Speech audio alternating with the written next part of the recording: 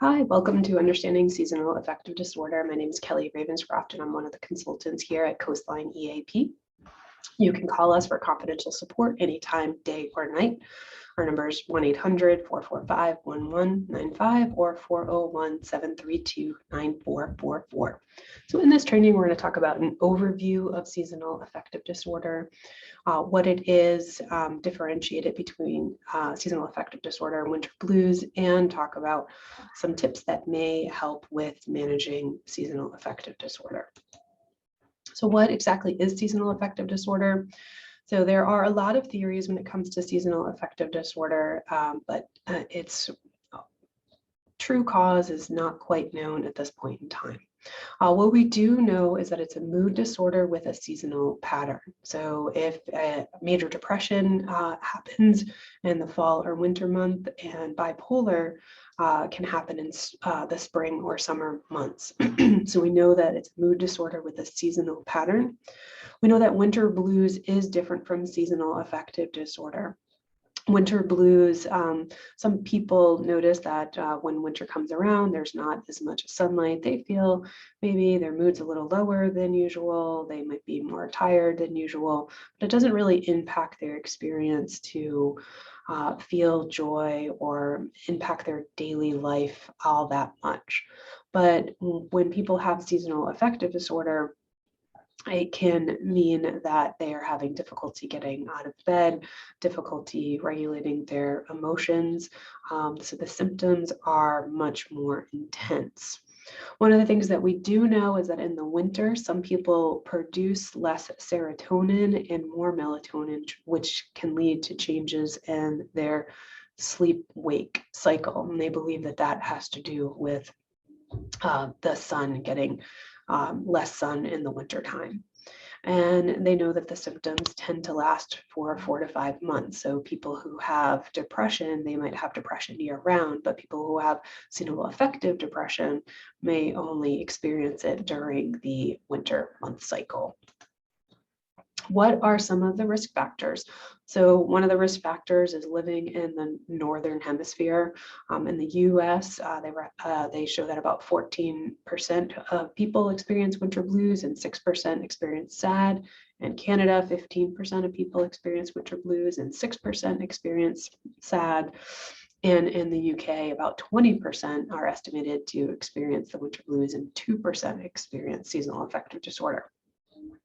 Females are 4 times more likely to have a seasonal affective disorder than men.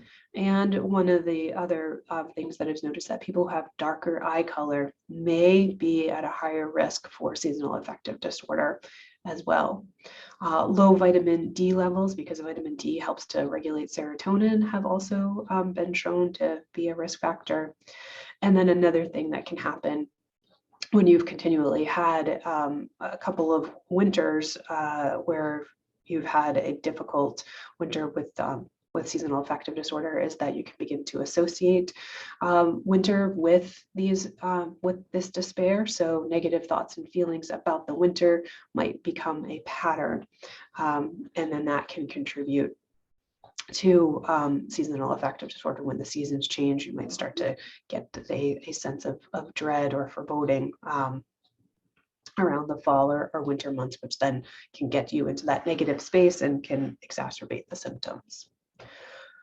Symptoms, what are the symptoms of SAD? So 2 weeks or more of feeling depressed most of the day, nearly every day, losing interest in activities that you once enjoyed, so having less joy in your life, experiencing changes in weight or appetite. So you might notice a lack of appetite, or you might notice some stress eating and you might be eating more. So it depends on how that shows up for you and how that impacts your weight. Because seasonal affective disorder can dysregulate the melatonin, you could end up having problems with your sleep cycle, feeling sluggish or agitated, having lower energy, feeling hopeless or worthless, or having difficulty concentrating. And then for some people, it can even result in having frequent thoughts of death or suicide. When to get help for seasonal affective disorder. If you're noticing that during the winter months, it's impacting your relationships with your family, friends, or coworkers, you find yourself withdrawing or find yourself getting in more arguments or being irritable and lashing out, that could be a sign. Another sign is not being able to get out of bed. A couple of days a week or even longer. Other thing that can show up is difficulty with tasks. So you find that you're missing work, not showering or brushing your teeth, just don't have the energy to do those things, take care of your daily hygiene, having difficulty making simple decisions that normally wouldn't be challenging for you. And it might be challenging to complete work assignments. So that's examples of difficulty with daily tasks. The other thing that could happen is insomnia or hyposomnia. So insomnia, having difficulty falling asleep or staying asleep, whereas hyposomnia is sleeping all the time, sleeping beyond what you normally require. So if you normally require 8 hours, then all of a sudden you're requiring 10 to 14 hours. So that's an example of hyposomnia. And then unintentional weight loss or weight gain, that's a bit more serious sign that something is happening. And then the most serious sign are thoughts of suicide. So those are indicators of when it's time to get help, to either call your primary care doctor, call your EAP, reach out to a friend or family member and ask for help. In terms of how to minimize the winter blues or seasonal affective disorder, one of the things is to pay attention to the pattern. So when do you start to feel it? It's different for everybody. Some people feel it as early as September. Some people don't start to feel it until November. And maybe even later for others. You have to pay attention to your patterns. One thing that you want to make sure you do is get outside every day, get some sunlight. Another tip that can help for some people is avoid wearing sunglasses, because this can block the sunlight, which helps to regulate mood and other things. So for some people, they find that not wearing sunglasses can take that lens away and can help with their mood. Another thing is make your home or office sunnier or brighter. So opening up the blinds and the curtains, and possibly getting more lamps in your office if you don't have direct access to sunlight. Just brightening up your office can be helpful. Eating a well-balanced diet can be helpful as well. Taking probiotics and vitamin D. So probiotics work in the intestines, and vitamin D can help with regulating serotonin. So those supplements, you want to check with your doctor, of course, but those supplements may help. And then exercising. Exercising is really important to mood regulation. So exercising 20 to 30 minutes a day, 3 times per week, can be helpful with balancing your mood year round, but especially during the winter months if you're struggling. Staying connected to family and friends. And so maybe during the summertime, it's easier for you to spend 3 hours with family and friends.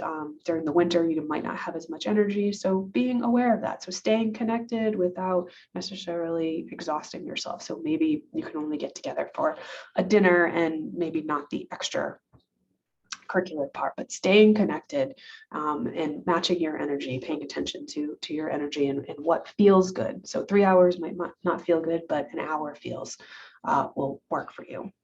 And then practice relaxation techniques. So whatever that might be for you. It could be coloring, meditation, guided imagery, progressive muscle relaxation, yoga, tai chi, slow breathing, music or art therapy, journaling, whatever it is, but having some way to relax and engage your body's relaxation response. What treatment is available for SAD? So light therapy is an option.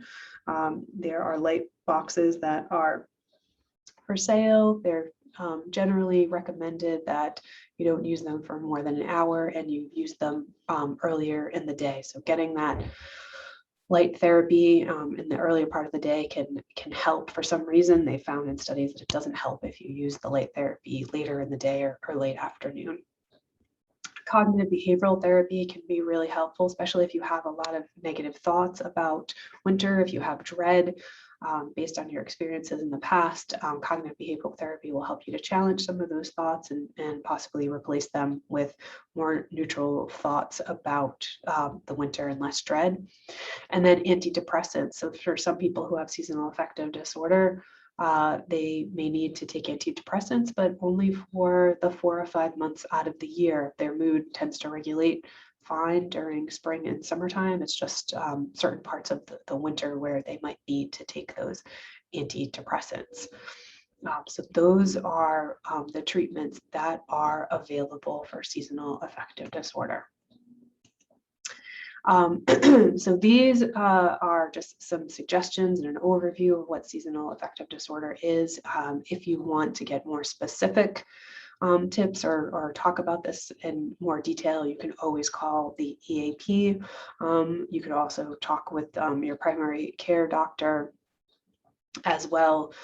So those are some resources for you in terms of understanding seasonal affective disorder, winter blues, and part of it is experimenting, finding out what works for you. Some things work for some people and not for others, but don't give up, and always feel free to call the EAP for any type of assistance. Thank you and take care. Bye.